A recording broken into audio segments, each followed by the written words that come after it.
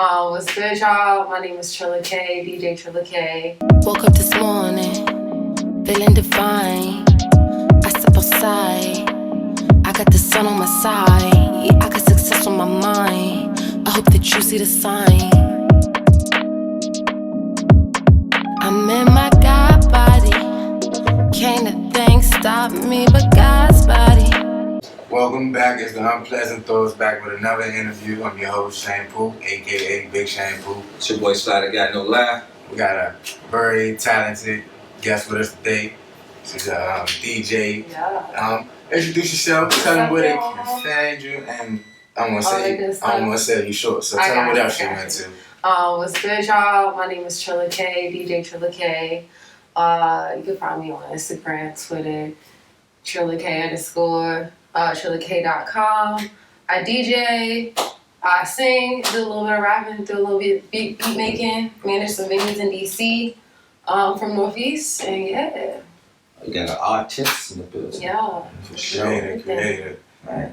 So we can touch on the DJing. How'd you get into that? How long you been doing that? Yeah, so I've actually been DJing since like the end of 2018. So it's like my most recent creative bag I've tapped into, and it's been great. I decided to start DJing after a trip to LA. It was like my first time seeing a bunch of women spinning, and I just thought it was the coolest shit ever. So decided to do that shit. COVID happened, had a lot of time to just like develop my craft, and then this shit took off for real. So yeah. So like DJing, like did you want to do it before you picked up a turntable? Did you have like any I wasn't even really thinking about that shit for real. I definitely like always had an ear for music. Like I've been working in the music industry since 2016. So I've always been doing behind the scenes stuff, but I didn't ever think I was like gonna become a DJ. I think after like seeing other women do it, that's when I really thought about it like harder, and then I started picking it up, and then I was getting booked, and it just went crazy. So you took something you was like, let me go ahead and try. Yeah, like it was like a hobby, and then that shit turned into like a career. So it's been lit. Do you think you have a certain style that could be defined? I'm like most known for my transitions. So like when it comes to like song selection, I'm pretty open format. I like to read the room, the crowd. But I love transitioning. Like that's my pride thing with DJing. And what's that though? For people who don't know what the transition is, like transition from one song to another. Yeah, like from this like one song to the next, like how the music blends. Sometimes I'll like mash songs together and make a whole new song. So I really enjoy just like playing with two different tracks and how that sounds. So sticking with that, right? So what was your first one you did? Like till 18? Oh, that's so hard. Shit. What was your first one? What was my first? The first one you went was like, oh damn, this slide good together like that. You know, this beat hit that be good. Damn. Okay. I don't even remember my first jump for real, but I think it was like some Kid Cudi shit with like some nudie. Like it was just some like alternative shit with some track. And now I really like to just like play with genres and things like that. So I like the curveball. It's like I don't want to be predictable. Okay. Do you think it's like a transition that you have with like two particular songs that like go the craziest? So I actually like freestyle 90% of my sets. So I try not to do the same thing, ever. It happens sometimes, but yeah, like I literally try my best to freestyle as much as possible and do something different every time. And yeah, it's just surprising like how many new possibilities there are. So yeah. So like when you go to different venues, you say you read the crowd, so I'm pretty sure you play, like I say, you play a lot of different music and genres. Yeah. Have you ever tried to slide something in this? Like, let me see if they're trying to all the time. I had this one set at Wild Days, and it's on K Street at Eaton Hotel, and I played Kirk Franklin. Was it Revolution? And they was cranking in that joint. But I be like sliding sneaky shit in there here and there. Yeah, I do. Not all the time, but enough. You say you do, you sing also? Yeah. Tell us. So I actually about to drop a music video soon to my single God Body. It's on all streaming platforms, Spotify, YouTube, all that shit. But yeah, that's something that I started doing during quarantine for real. I started recording myself. And that's been lit. Like I've always like sang on some regular shit, but I didn't even know I had like a decent recording voice. till COVID happened. I was in the house. I bought an interface, got on Ableton, got on Pro Tools, and yeah. So at least skills even with the recording and you say you make beats and DJing, did you learn these things on your own by just... Nah, nothing on my own. Like, I always had like friends who's down to help, down to show me the ropes. With DJing, my friend Matt and my friend Sylvan, shout out to both of y'all, they taught me how to use a DJ controller, and then from there I've just been developing the craft on my own since I haven't like taken any DJ classes. And then with singing and stuff, like I grew up in church singing and like little bands and shit. So when I came to recording myself, my friends taught me how to record myself, but singing is just pretty natural. And I've always been like writing poetry and songs and stuff, So you say you've been behind the scenes since 2016. Mm-hmm. Do you feel like that helped you with your scene as well, with your guy that was like, you know what, I'm going to go for it myself? Because now, like I said, COVID hit, a lot of people was like, all right, yeah, y'all need me, nobody like, need me. Yeah, I'm going to do it myself and put my grind in. That's where a lot of people start investing in themselves. Yeah. So with that 2016 knowledge, you feel like it's helping you today and it's like to now? Definitely. I honestly credit like all the behind the scenes stuff to like my success as a DJ now, because like I do like production and stuff behind the scenes, and I work at a few venues in DC. And I think just having those like connections in that network helped. So when it was time to like professionally DJ, I was already getting booked just off of the stream for people who knew me, just like from supporting them and things like that. So definitely like my network helped me get to where I am now with my DJ career. And if it wasn't for that, like I'd probably still be in the house fucking around. Yeah. Do you have a favorite DJ? Locally, Bo knows best, DJ Bo. He's fire. So local DJ Bo. He going crazy. Yeah. I say, like, do you see yourself? I know, like, I've been to clubs a lot, and I've also heard a lot of women DJs. It's kind of hard to get through the door. Mm-hmm. But like, see, since you had the network and your friends help you through, so now you got your foot in the door. Yeah. Are you going back to reach back to the other females and put them back up through the door? So we got like a little DJ girlies group chat that's going on with like most of the DJ girls in the city. And I'm definitely like always trying to help. If it's somebody trying to learn how to DJ, I'm gonna teach them because somebody taught me. So I'm really big on the community tip, especially because this wasn't even something that I thought that would be a career, but like I've just made so much money by doing what I love. So if I can help somebody else do that, I'm gonna do it. That's big up. Yeah. Hell yeah. So do you have like a goal for it, like overall? So right now I'm in like the festival and tour circuit, which is really dope. I went on tour with my homie Trey and Monty. We opened up for Big Crit. We was on tour for 3 weeks. That shit was fire. My homie DJ Bree Mafia just been at the Currency show this past weekend at Howard Theater. Doing a lot of festivals and stuff right now and going back on tour in October. So I definitely want to continue to do the festival thing, the tour thing. It's been dope to just like travel and get paid to do what I love to do. And I want to continue to see how far that takes me. So, you have a favorite place you've been since you've been touring? The South y'all lit for real. I ain't gonna hold with y'all. Like the South lit. You gonna see all your people there. Like it was lit. Like I had so much fun. Like Memphis, Atlanta, New Orleans. Like hands down, my new favorite city. I would definitely go back to New Orleans. I'm going to LA actually this coming weekend.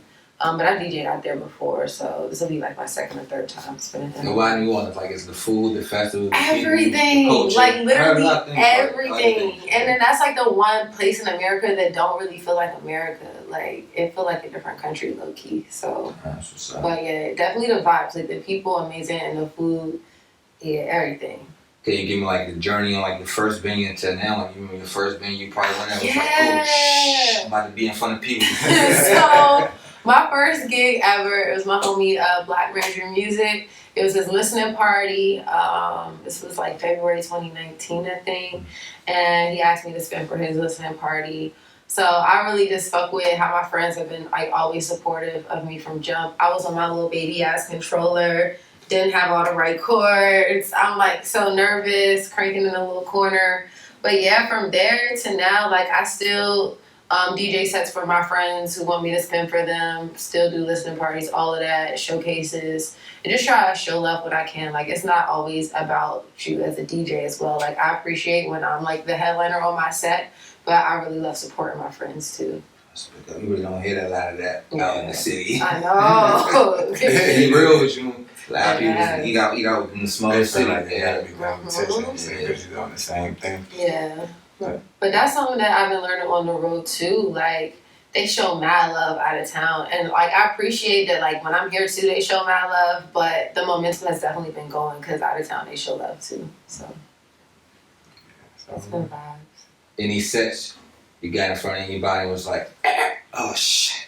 Like my whole first year. Yeah. So that's another thing. Just like, especially now that I'm doing festivals and stuff now, like, with live music, it's always gonna be like room for error. There's always gonna be a mistake made, but you just gotta roll with the punches and like not beat yourself up over a mistake and keep it going. Like, I had made this one mistake a few months into DJing, and like I didn't know what to do because I was using a board that was my first time using, and like the crowd like still cheered me on, like, keep going, you got this. So it was dope to see, like, all right, you fucked up, but like, yeah, like, just keep going. And other people encouraged me to keep going, so I felt a little bit better, even though I was embarrassed. Yeah, but I'm glad. I said that's a big thing. Like, yeah, they was like, boo, tomato. You like, Sick. on this shit. Gotta go. I'm sorry. Gotta go. And like, people be disrespectful to DJs sometimes too. Like, I don't even know if y'all saw Wiz at the club disrespecting DJs. But like, that should be you happening. You happening. still respect? I ain't never get disrespected. I thought that was, but I ain't never get disrespected like that. But I've seen like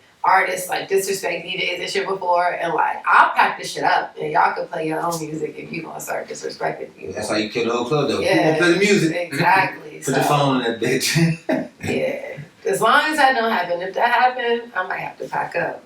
You got like a song that you know, like, I know people. I like know a couple of DJs and stuff. So you like got a song you got. Let me play this first transition because I know the clubs be slow before people get in the beats be slow. You know, we want to set back.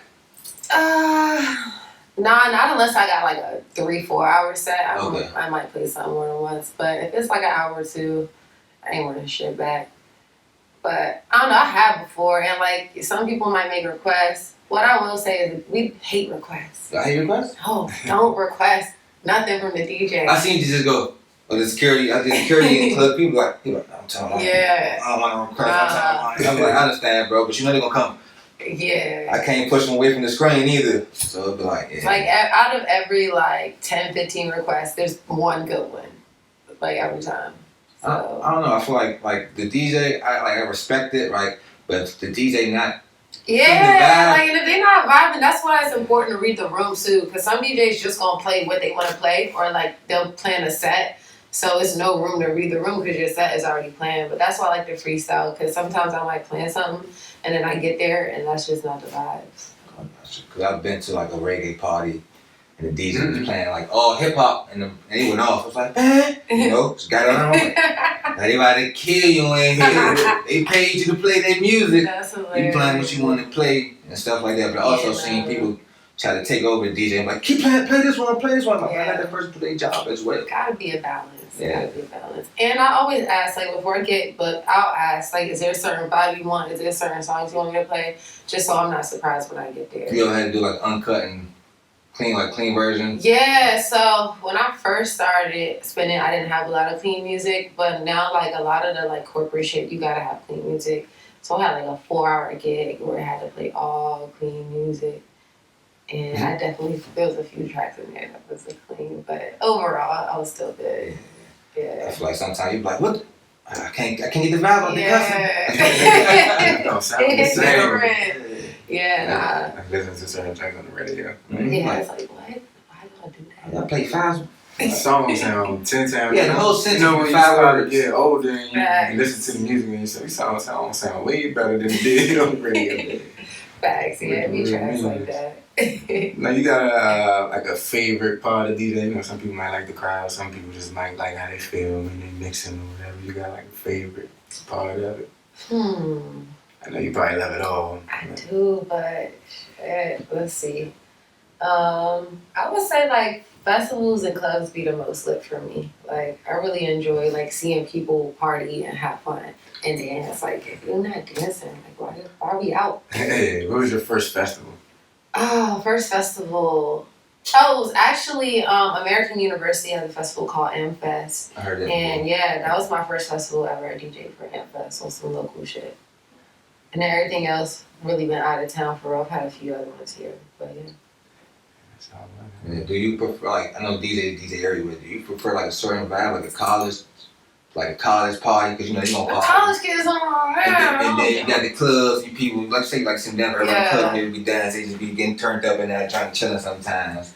Yeah, I like doing clubs. I like DJing at smoke shops. That should be the vibe. You get free weed, vibing, chilling. You get to play the stoner music. Where else? I've DJed like store openings before. That's been fire. Yeah, that's good. So yeah, I don't think I got a fave for real. I like the diversity of getting booked at different types of things. My least favorite, even though I make the most money though, would be the corporate shit.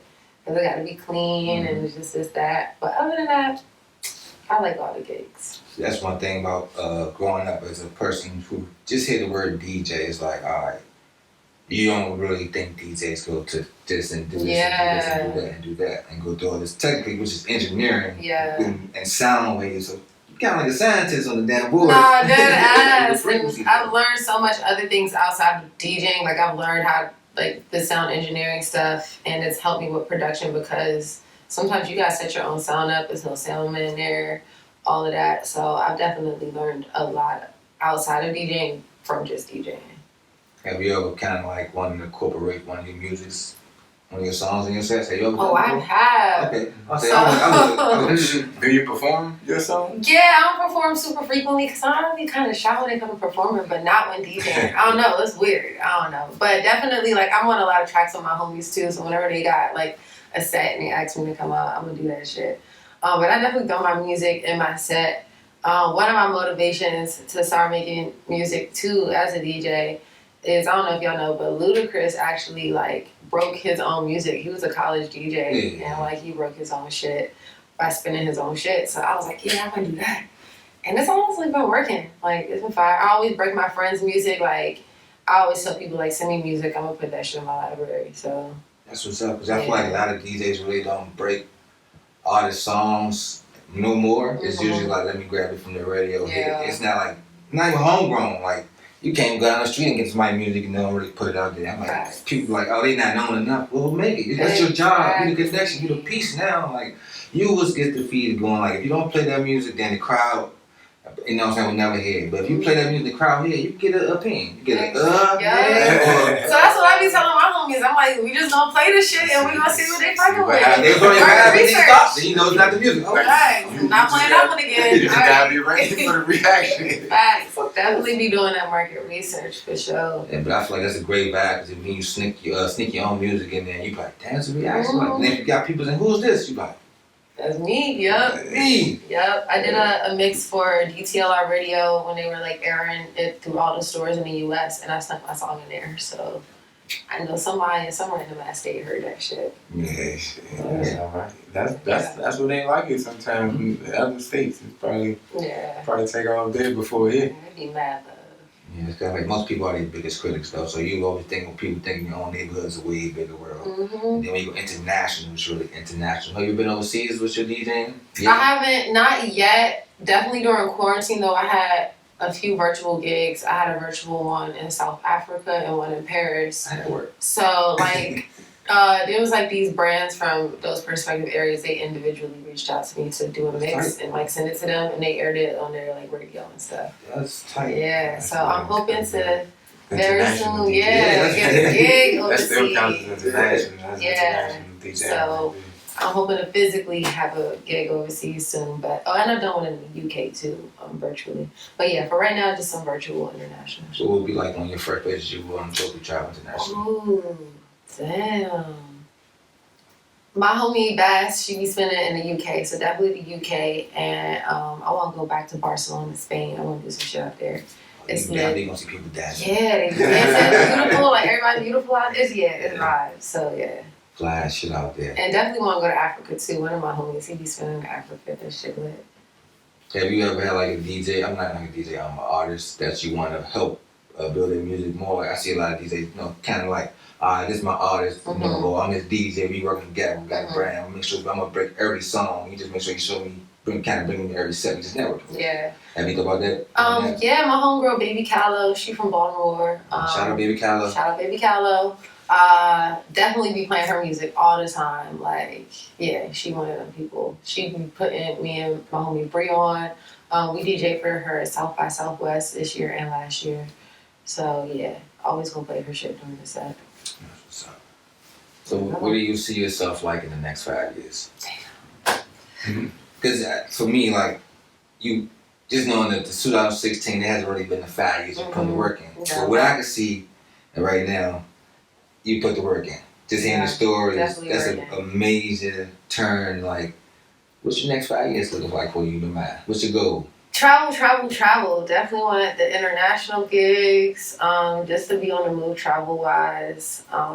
And definitely to be able to, like, take my efforts and, like, help grow my community. A lot of people, like, blow up here and then they leave. I am really trying to leave. As long as I can travel, this still home regardless. So, I definitely have, like, no intention of just, like, blowing up and moving to LA for shits and giggles. Like, as long as I can travel whenever, I'm good. So I definitely want to continue to build community. Hopefully in 5 years, there's more women spinning. It's more artists from the area that are on, and there's more of a, like, industry infrastructure here that's definitely lacking. So just hoping build that community.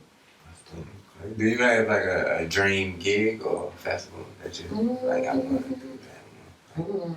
That's a good one. Should I fuck around DJ at Coachella? I feel like I need to put that on the bucket list. And I want to DJ a boiler room set. That's like, That's definitely it's like underground rave type. Everybody sweating, partying. Yeah, but it ain't gonna be no rave music. I'm gonna play some turn up shit. Oh, alright. But yeah, I want to do a boiler room set and maybe like a big ass festival like Coachella. That's you really got that's controlling.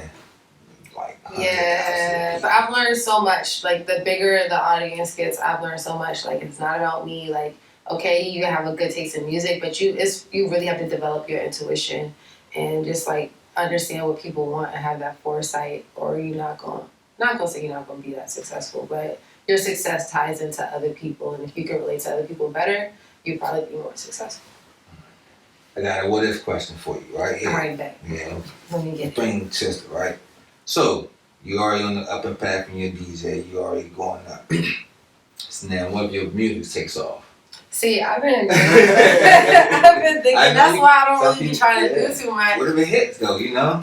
I know people can do both, but you know, that music. I don't think you should run from it. Yeah, you know? See, that's honestly why I've been moving super slow with the music too, because I'm kind of nervous about that. But I like to go with the flow. Like, wherever life take me, I'm not about to fight it. So I'm gonna just continue, like, being true to myself, continue to create, and wherever that take me, cool. Like, if the music shit ended up being hotter than the DJ shit, I'm not mad about it. Or if me DJing is hotter, all right. But I at least want to, like, define my success by my own terms, do what I love, and not because somebody else telling me to do that shit. That's what's up. Yeah. Shit.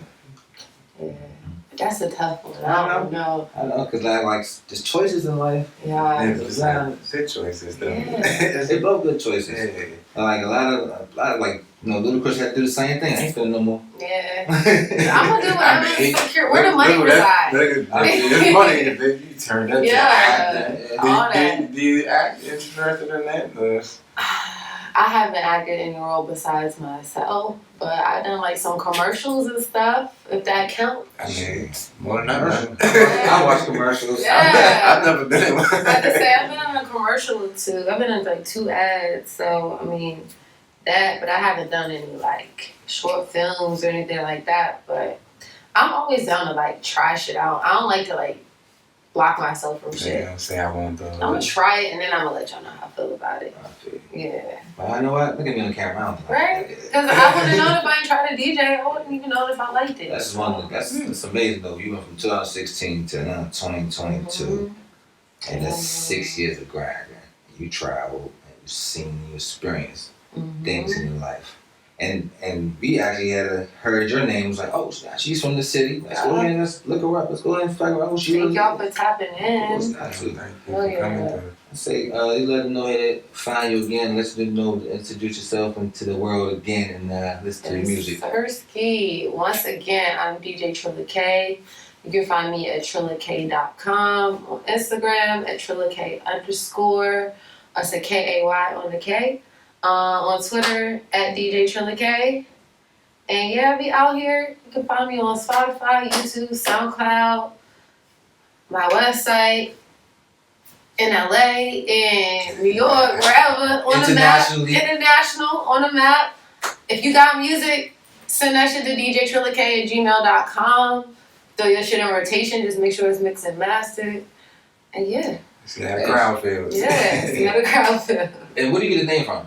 Actually, when I was in college, I went to Towson, and people just started calling me Trilla. This was like around the 2 Chainz era, where like the word Trill was popping, and then I just called me Trilla, and then I just been my nickname since college. Shit fits. Yeah. Thank you for coming through again. Appreciate it. Boy Slider Got No Lie. Shampoo, aka Big Shampoo. And it's the Unplugged Thoughts Podcast. Yeah.